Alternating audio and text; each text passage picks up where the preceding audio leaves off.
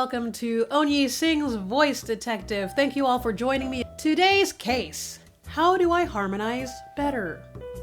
Based on my experience singing backup and ensemble singing, and I've been a choir member, I've sung in many groups and had to sing harmony for many reasons.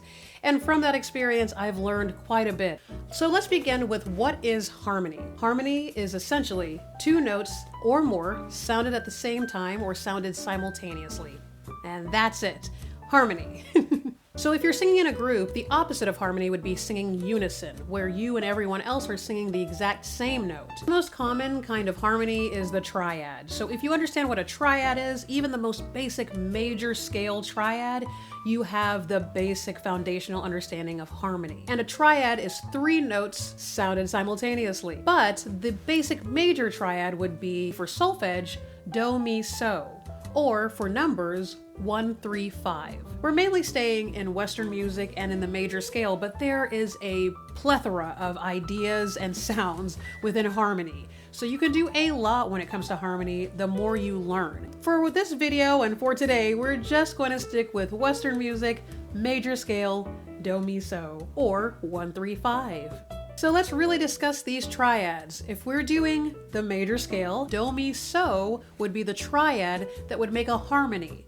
So that would be do, re, mi, fa, so, fa, mi, re, do, mi, so, mi, do, 1, 3, 5, 3, 1, 5. And then if we were to say the actual note names, in the key of C, C, E, G, E, C, C, E, G. And if you play C, E, G on the piano, you'll hear a beautiful major triad. And so now you know the basics of creating a harmony. All right, so getting into my personal tips for harmonizing. Number 1, listen. Listen, listen, listen, inundate yourself with music. The more you listen to harmony, the more you will just understand harmony. And the quicker you'll be able to pick it up and create it in time when you want to. Some great examples of music that will help you learn to better harmonize, listening to groups and choirs. That's a great way because you're actually listening to people harmonizing. Also, you're gonna start to learn some of these basic triads that we do in music often. So listen to choirs and groups. Listen to various styles and genres. Listening to everything under the sun is going to give you even more of a music vocabulary when it comes to harmony. What we want is a personal inner vocabulary when it comes to music making, period. This is how we learn music in a way where we don't have to think all the time and we essentially understand it. Listen to orchestral music. There is so much in orchestral music and it doesn't always have to be classical, boring music. I know for some that is a bit boring.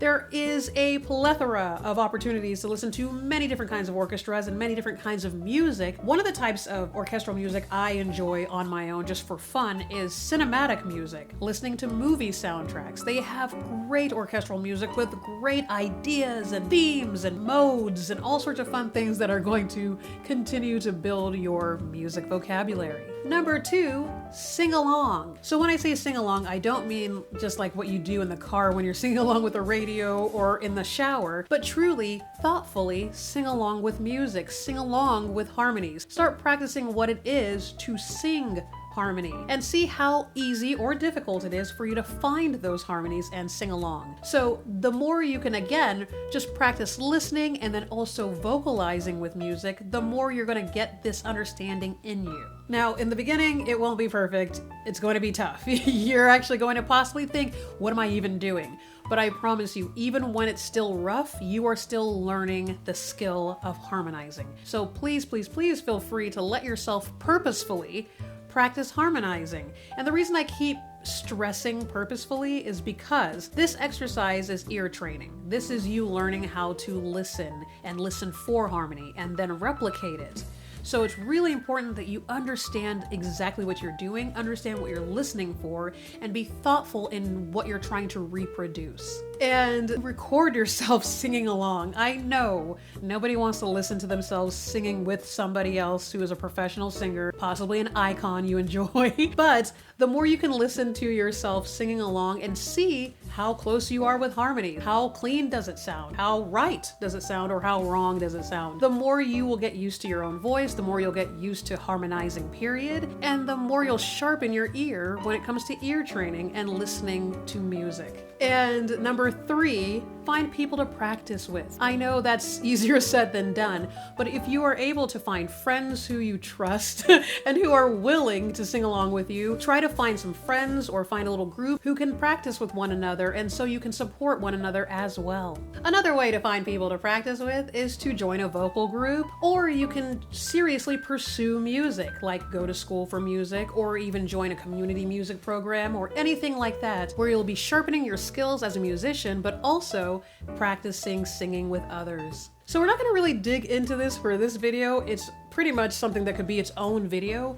But when it comes to harmonizing, timbre matching helps tremendously because it allows you to blend.